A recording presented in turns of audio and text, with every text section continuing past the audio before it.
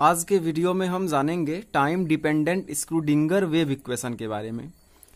ए particle जिसका कि मास m था और वेलोसिटी v से प्रोपागेट कर रहा था x डायरेक्शन में, उसका हम plane wave motion x direction में रिप्रेजेंट कुछ इस ग्राफ के हेल्प से किए हैं।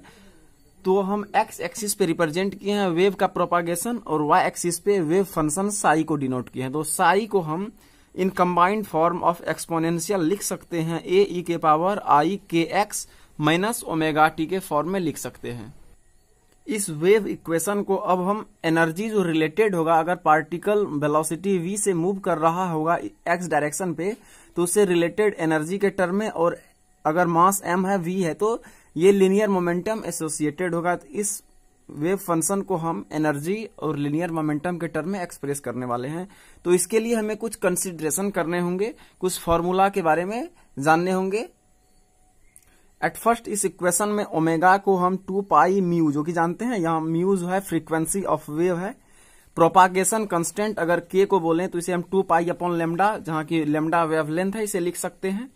According to de Broglie wavelength equation हम जानते हैं lambda equal to h upon p होता है, तो ये जानते हैं। और नेक्स्ट एनर्जी से related according to quantum theory से हम energy equal to sc upon lambda जानते हैं, जहां की c अपॉन लेमडा को हम c अपॉन लेमडा को म्यू से डिनोट कर सकते हैं, जहां की म्यू की फ्रीक्वेंसी है। तो यहां म्यू बराबर लिखें तो e अपॉन h यहां से लिख सकते हैं। तो चलिए ये ABCD रिलेशन को हम जनरलाइज करके kx और वो इक्वेशन kx और ओमेगा टी को यहां से रिप्लेस करते हैं ये वाला इक्वेशन वेव फंक्शन वाले इक्वेशन में। तो चलिए अब हम वेव फंक्शन साई वाला जो फंक्शन लिखे थे उसमें kx को एलिमिनेट करने के लिए हम गिवन जो अभी बोले ABCD जो अभी गिवन टर्म जाने हैं उससे एलिमिनेट करते हैं। तो k के 2 पाई अपॉन लेमडा लिख सकते हैं और ये x का x, तो वहां से lambda D Broglie wavelength equation से h अपॉन p लिख सकते हैं। अब चलिए यहाँ एक नया क्वांटिटी h अपॉन 2 पाई को हम h क्रॉस यहाँ एज्यूम किए हुए हैं, तो इसे h अपॉन 2 पाई इसे h क्रॉस लिख दिए। तो इसे हम लिख सकते हैं, ये p ऊपर चले गया, px upon h cross kx बराबर। ठीक इसी तरीके से ओमेगा टी को हम एलिमिनेट करते हैं तो ओमेगा इक्वल 2 पाई म्यू इंटू टी। यहाँ जो है बेसिकली 2 पाई म्यू को हम लिख सकते हैं एनर्जी वाला टर्म से एसोसिएट e अपॉन h, तो h अपॉन 2 पाई फिर h क्रॉस लिख देंगे तो e upon h cross T. Omega T को यहां से लिख दिया e अपॉन ई टी अपॉन h क्रॉस, के x को px अपॉन h क्रॉस। तो ये गिवन क्वांटिटी को हम ये वेव वाला इक्वेशन में पुट करते हैं। तो ये कुछ इस तरीके से आता है, psi is equal to a e के power I px upon h cross minus E T upon h। तो इसे फर्दर सॉल्व करके लिखिए तो h क्रॉस कॉमन है, e के power I upon h cross px minus E T, ये इक्वेशन हम 2 मान लिए। तो चलिए अब ये जो वेव फंक्शन है ये एट फर्स्ट जो है ये x और t के टर्म में वेरी कर रहा है। तो ये साई फंक्शन x और t के टर्म में वेरिएबल है, तो इसे हम लिख दिए साई एक्स टी का फंक्शन है, e के power I upon h cross px minus E T, कुछ इस तरीके से लिखा। तो चलिए इस इक्वेशन को कुछ इसी तरीके से छोड़ देते हैं। हम नेक्स्ट क्वांटिटी का बात करते हैं। एनर्जी एसोसिएट हुआ होगा जब पार्टिकल मूव कर रहा होगा x के डायरेक्शन में। तो चलिए एनर्जी जो रिलेटेड होगा वो बेसिकली तो total energy non relativistic case में जो होगा kinetic energy plus potential energy का सम होगा। तो काइनेटिक एनर्जी आप half mv square equal to जानते हैं, ये आप पोटेंशियल जो है इसे mv, ये पोटेंशियल यूं रहेगा, इसे mv को आप इसे जो है मोमेंटम के टर्म में रिप्लेस कीजिए तो m से मल्टीप्लाई m से डिवाइड किया तो mv स्क्वायर, इसे कॉमन लेके mv लिख सकते हैं। तो mv को यहां से p से रिप्लेस किए तो ये basically p square upon 2m आ गया। तो इसे चलिए अब सब्स्टिट्यूट कर देते हैं एनर्जी के इक्वेशन में। E इज इक्वल टू ये eliminate kinetic energy p square upon 2m से हो गया प्लस ये पोटेंशियल एनर्जी।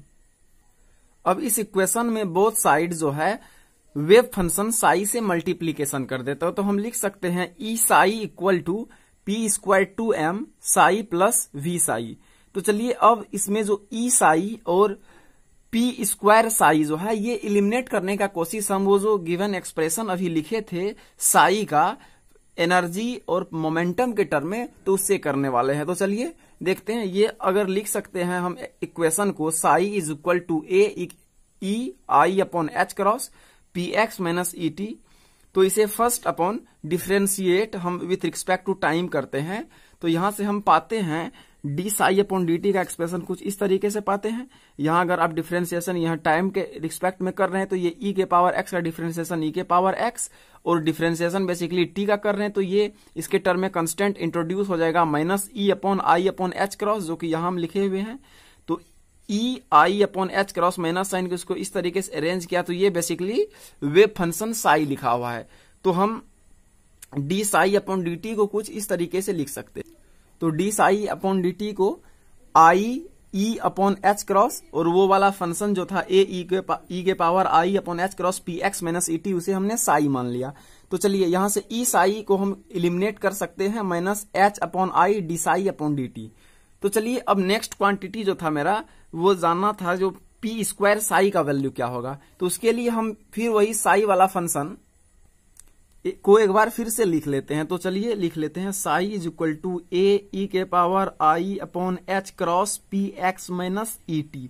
इसे हम again differentiate with respect to X किया तो ये ई के पावर एक्स वही same D psi upon D X E के पावर एक्स, और ये हमने डिफरेंशिएट किया है एक्स के टर्म में तो ये I upon H cross P times ये इंट्रोड्यूस हो जाएगा, ये एक्स का कोफिशिएंट। तो चलिए इसे हम अरेंज करके लिखते हैं तो ये वाला फिर वैल्यू साई हो जाएगा।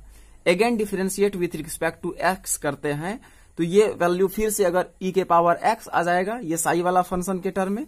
अगर इसे देखें तो ई के पावर आई ये वाला फिर से आ जाएगा, और ये वाला इंट्रोड्यूस न्यू क्वांटिटी आई पी एच ये एक बार फिर से बाहर आके मल्टीप्लाई हो जाएगा। तो यहां से D psi D two psi upon D X square I P H cross का स्क्वायर अपॉन ये साई वाला फंक्शन फिर आ जाएगा। तो इसे लिख सकते हैं। तो यहां से हम D square psi upon D X square बराबर लिख सकते हैं minus P square I square equal to minus one, तो ये P square upon H square और ये साई। तो यहां से मल्टी क्लोजिंग करने के बाद पी स्क्वायर साई को हम लिख सकते हैं minus H cross square D square psi upon D X square. तो चलिए ये दोनों वैल्यू ई साई और पी स्क्वायर साई को पुट करते हैं इक्वेशन थर्ड में। इक्वेशन थर्ड कुछ इस तरीके से था, E psi P square psi upon 2m plus V psi था। तो ई साई का वैल्यू हम minus H I D psi upon D T, फिर इस यहाँ पे हम यहाँ पुट कर दिए पी स्क्वायर साई का वैल्यू, तो ये एच स्क्वायर ये वाला term P square psi upon 2m plus V X. तो चलिए इसे फर्दर सिंप्लीफाई करके अगर लिखें तो ये इस साइड में अगर देखें तो ये आई नीचे में है और माइनस वन, तो ये आई स्क्वायर बेसिकली है minus one basically I square है। तो ये आई साई कटा तो ये ऊपर में जाके I H cross D psi upon D T, और इस ये R H S side same हो गया।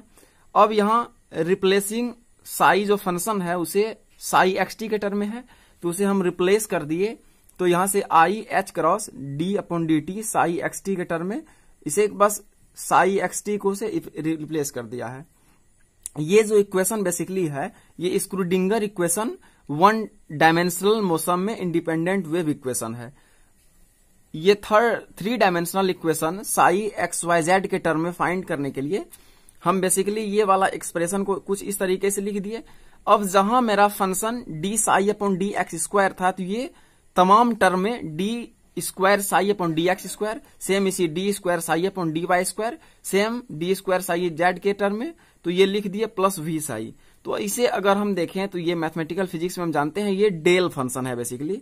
तो ये डेल इक्वल टू होता है बेसिकली आप जानते हैं डेल इक्वल टू बेसिकली होता है D upon D X plus I cap D upon D Y J cap plus D upon D Z के कैप, और ये जो phi function X Y Z में है तो इसका डॉट लेंगे तो कुछ इस तरीके से आएगा अगर इसके स्क्वायर करेंगे। तो चलिए तो इसको फर्दर हम डेल फंक्शन का स्क्वायर ये बेसिकली लिखा हुआ है डेल स्क्वायर साई, क्योंकि साई इन ऑपरेटर है, प्लस भी साई है। तो चलिए अब इसे अरेंज करके अगर एक साइड में ला के देते हैं तो ये कुछ इस तरीके से आ जाएगा ये wave function in term of Sai, जो कि बेसिकली ये थ्री डायमेंशनल इक्वेशन आएगा स्क्रूडिंगर इक्वेशन जो कि टाइम इंडिपेंडेंट होगा। तो चलिए नेक्स्ट वीडियो में हम बात करेंगे स्क्रूडिंगर टाइम इंडिपेंडेंट स्क्रूडिंगर वेव इक्वेशन। तो आज के लिए बस इतना ही काफी है। Thank you for watching this video. अगले वीडियो के लिए आप जरूर देखें सत्यार्थ एडुकेयर के यूट्यूब चैनल को।